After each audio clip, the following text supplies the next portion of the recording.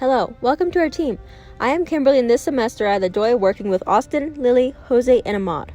As a team, we attempted to escape from the throne room within King's Escape Room in Denver. What is an escape room, you may ask? Well, an escape room is an activity in which you and a group of friends must solve a series of puzzles, riddles, and mysteries within 1 hour if you hope to escape.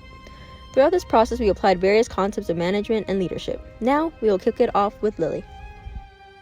So in regard to SMART goal, our activity was specific because we had a specific goal of trying to escape the King's Escape Room.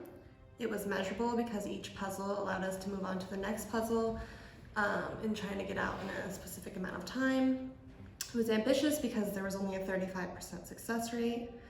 It was realistic because if we did create team synergy, we thought that we could get out in time and be part of the 35% success rate.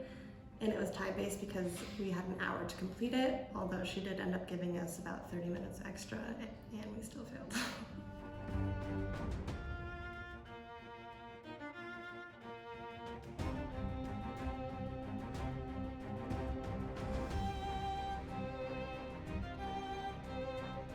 Hi, this is Ahmad. Our team formed by our teacher, and we met for the first time virtual through Zoom meeting. And after that, we had the storming phase, where we got into problems and time that when we can meet each other. The third, we entered the norming phase, where we established communication and talk to each other how to meet, where to meet. And currently we are at the performing stage where our team is focused on getting done all segments of the project, and everyone took a segment and trying to finish that part. And the final stage will be adjourning, where everyone will leave. Unfortunately, this is always going to happen for short-term teams like ours, and despite adjourning is for long time.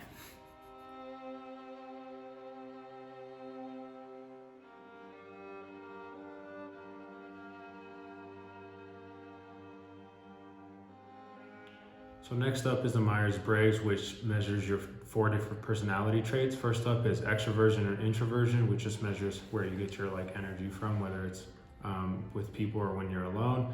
Next is intuition or sensing, which is how you process information. Next is how you judge stuff, which is feeling versus thinking. And then the last one is judgment and perceiving, which is how you organize your information. So where these really stood out in the room for me was that I was the only one that had intuition, and it showed because they're seen as more spontaneous and everything, and where everyone else was just focusing on one task, I was bouncing around a couple different things instead of just focusing on one thing. And then everyone else had judging. So 3 of my teammates had judging, and you could see it. This was Ahmad, Lily, and Austin, and you could see it because they were really focused on their one task and finding the pattern in that, which would lead them to resolve that puzzle.